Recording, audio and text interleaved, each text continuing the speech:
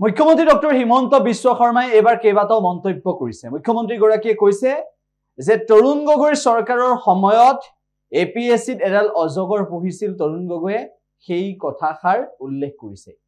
অজগৰ আছিল কোন? ৰাকেশ পাল।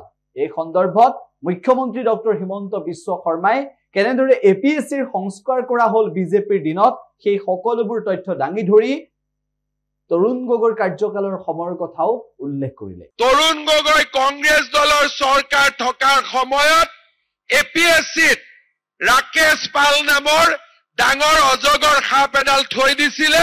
আপুনি 1 কোটি দিয়ক, 50 লাখ টকা দিয়ক, চৰকাৰী চাকৰি লৈ যাওক। অসমত আগতেও চৰকাৰ আছিল আৰু ভৱিষ্যতেও চৰকাৰ থাকিব।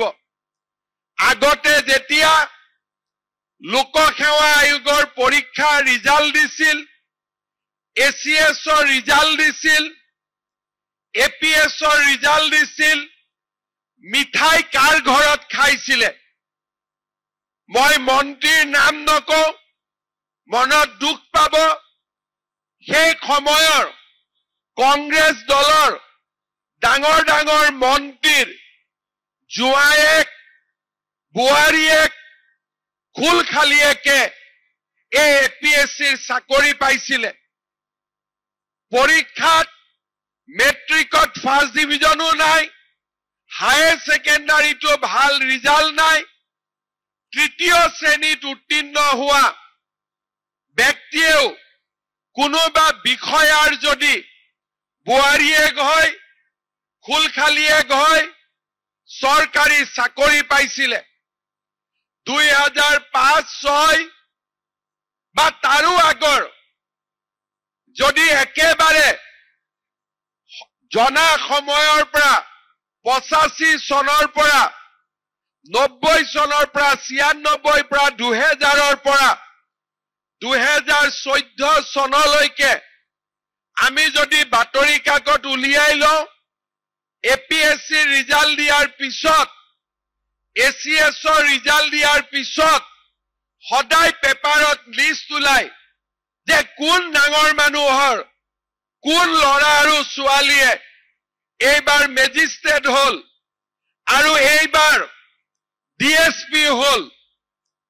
আৰু এই চাকৰি পাবৰ কাৰণে পঢ়া শুনা কৰিব নালাগিছিল।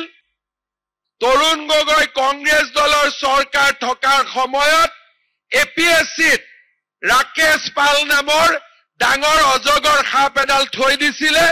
আপুনি 1 কোটি দিয়ক, 50 লাখ টকা দিয়ক, চৰকাৰী চাকৰি লৈ যাওক। আৰু সেইকাৰণে ৰিজাল্ট দিয়াৰ সময়ত এই অজগৰ সাপডালে কিমান টকা খালে, কিমান টকা চাকৰি পালে, তাৰ ওপৰত আলাপ আলোচনা আৰম্ভ হৈছিল। কিন্তু আজি যোৱা 10 দিন আগত এপিএছচি ৰিজাল্ট দিলে। আপোনালোকৰ আশীৰ্বাদত আজি আমি এনেকুৱা এটা পৰিৱেশ নিৰ্মাণ কৰিলো। যিকোনো খবৰৰ বাবে যোগাযোগ কৰক 7099017330 লগতে 7099017110 নম্বৰত।